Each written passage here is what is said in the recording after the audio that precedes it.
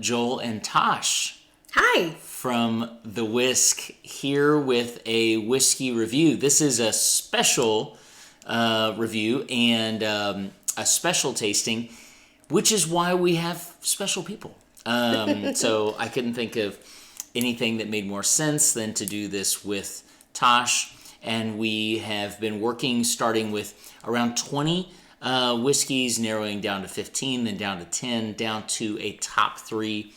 All of those tastings were done completely blind, and in fact double blind because they were put into tasters. So as I was doing that, I did not know what I was tasting at the time.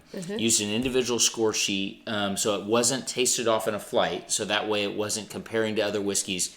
Each one stood alone. Right. And there was whiskey, I said that intentionally, not bourbon, because it was bourbon and rye. And the idea, using a tasting sheet, that then allows us to kind of let that whiskey kind of speak for itself, not in comparison to anything else. So that way, oftentimes things that are higher proof are going to beat something that's lower proof in a head-to-head just because it's more complex or depth of flavor. Right.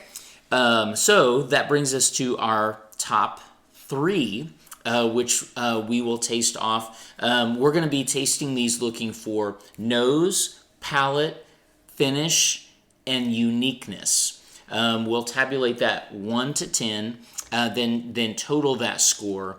And again, not knowing what it is, then we'll announce what the order is for our top 3 whiskeys of 2023. One last caveat, and this is the longest intro caveat of all time, but you're used to them. So to try to make it kind of fair, we decided we didn't use store picks. We didn't use really single barrels, and it had to be something that we had a bottle of. So the things that were in contention for this were not the best whiskeys we've tasted all year, Right. but just the best whiskeys we've had bottles of at the Whisk, and it had to be bottles we had at the Whisk. So that brings us to our tasting. So we will start with our glass number 1, and we'll talk through it a little bit as we taste, but a lot of this is going to be just Tosh and I tasting it and making our notes and moving on and going from there. So glass number 1.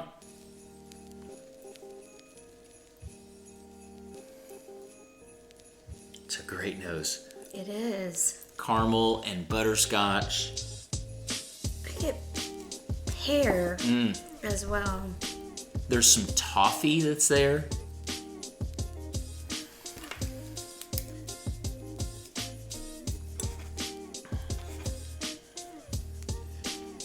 Trying to go back and forth between cardamom and maybe nutmeg. I definitely get nutmeg. Yeah, I definitely get nutmeg as well. Like a really good, and we just had these for Christmas, so this might be why it's on my mind, but a cinnamon sugar donut. Because you got kind of yeasty. That yeasty, that's exactly right. Yeah, that bready, yeasty kind of thing, but then the cinnamon sugar, and like the make your own cinnamon sugar kind of thing, not the kind of donut that you get at the store, but it's just different. You're working with your own cinnamon. Right. All right, let's go in for a taste.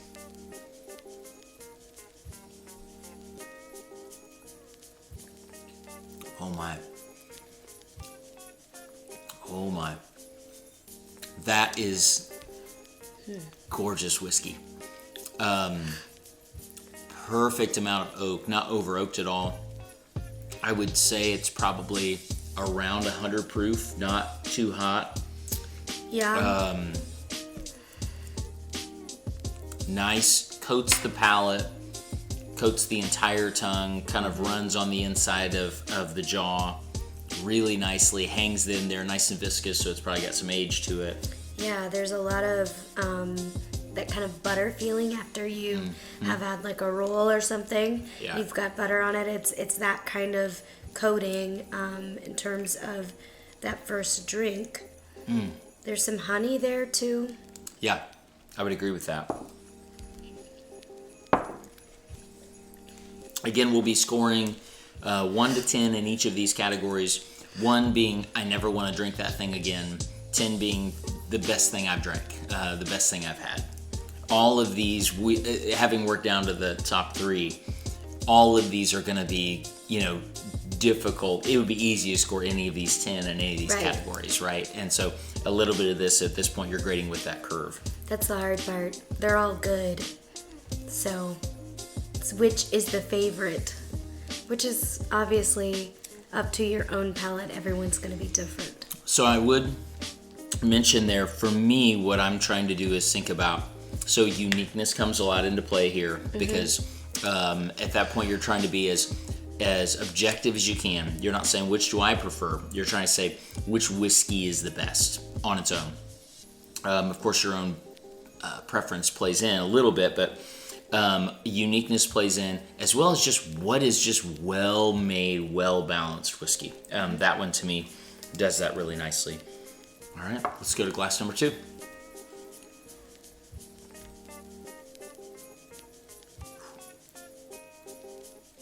Man, immediately it smells like an old barn in the best way. Like walking into like musty barn, like a rick house, and an old rick house in that way. Yeah. Some cherry note.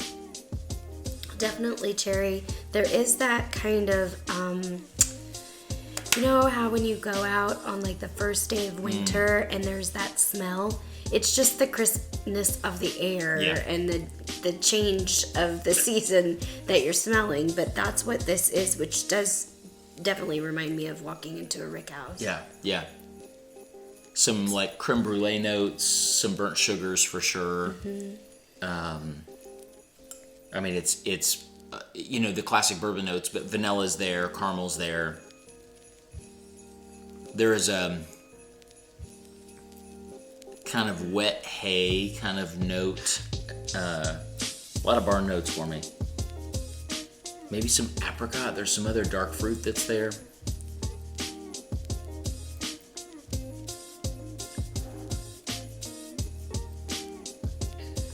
Man, so I blew in the glass and definitely got a lot more like mandarin orange kind of notes.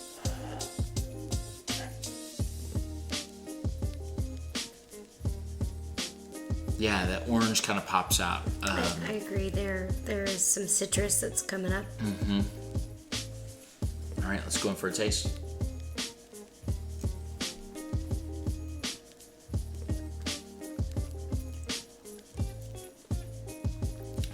She's a proofy gal. She's big and bold and proofy. That is a big jump in proof from the last one, in my opinion. Yeah, I would agree. I think that it's a little more punchy. Man, cinnamon and spice comes through. I'm going to clean my palate. By the way, I do tend to, when I'm doing tastings, use, this is Topo Chico, but carbonated water for me does a better job of cleaning my palate. The bubbles, I feel like, cleanse the palate a little bit better, so that's what we're using tonight for what that's worth, if that's helpful. It has a little bit of cigar note to me. It's not smoky, but there's something there that's a little bit rough. Spicy? Yeah, almost like a rye. Yeah, there's some black pepper note to it. There's like some a little bit of red hot or a little bit of just that cinnamon, but not like cinnamon sugar, like cinnamon kind of on it. Maybe again some pepper. On our tasting sheet, it has kind of wood, kind of Q notes. I would say that this one has old wood, kind of like this is aged. This has some age on it. Yeah. It's been in a barrel a while. Man, it is. The finish is phenomenal. The front of my lip, I mean, all of my cheeks are tingling. Still getting flavor. Yeah, that finish is long on this. Yeah. Let's go in for glass number 3. Do you have a preference so far? No. I'm trying to keep my mind open and not picking yet. Yeah. Until I've had all 3. Oh boy. That smells like if chocolate and raspberry had a baby. It is a little bit like a chocolate covered cherry that you Yes. get around Christmas time, Yes. or Valentine's Day in the box, Yeah. There's a little bit of I love blueberries. There's a little bit of blueberry note there. But that cherry, raspberry, is there a difference between dark raspberry and, I feel like some raspberries are brighter than others. That just may be the difference, and then you're tasting them in the season. Yeah. But it's not super bright, but there's that kind of note that's really there. And then again, man, that chocolate, like a chocolate muffin.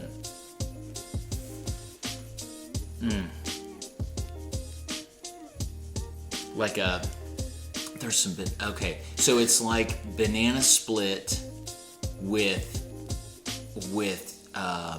cherry syrup and chocolate syrup, but then it's got a creamy note, kind of a fatty kind of note that's there. A little bit astringent, Yes. just a touch astringent. There's a little bit of that ethanol that's like, Yep. yeah, that kind of, and we say this and we don't mean it in the way that it's going to sound, but it's like fingernail polish remover. Yep, that's it's right. that kind of like stringent kind of note. Yeah, just a touch of that.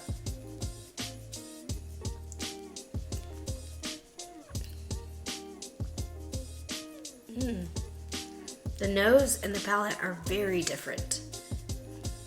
The chocolate remains. It does on the finish for me. Oh wow, that finish. Whew.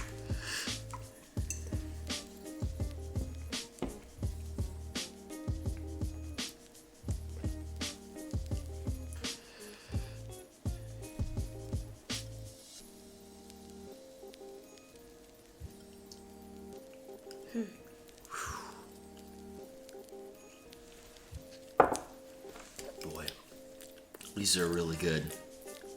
These are all three really good. There's some spearmint there for me too on that finish that wasn't there on the nose. But the spearmint and the astringent is kind of similar. Yeah, So that's probably peppery kind of Yeah. spicy thing. Man, the finish is still going. And here's the thing. This is, I would guess, lower proof than the last one. The last one was proofy. It's not as punchy, so I would agree. I think that. So then probably- thinking that this this finish is still lingering over top the last one, which was probably higher proof, that's impressive. Yeah.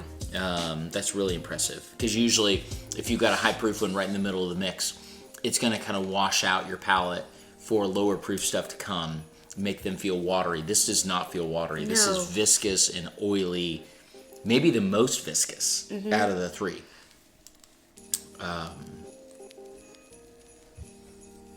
These are all top tier, so they're punching through even after having things that are That's different right. proofs. That's right.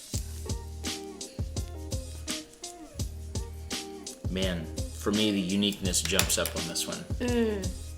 Yeah, just because the palate and the nose to me are so different, which the complexity there and that uniqueness is certainly there.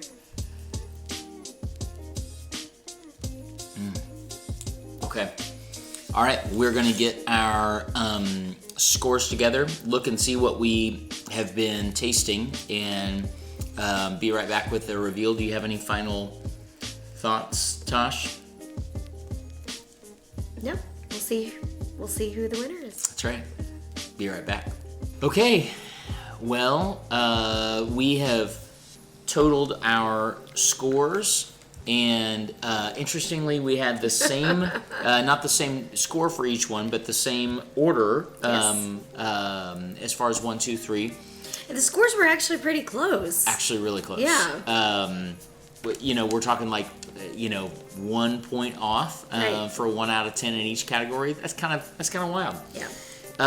And I love that because our palates aren't exactly the same by any exactly. means. We both, I feel like, objectively agree upon what's good and not good, but preferences pretty drastically vary, which is exciting.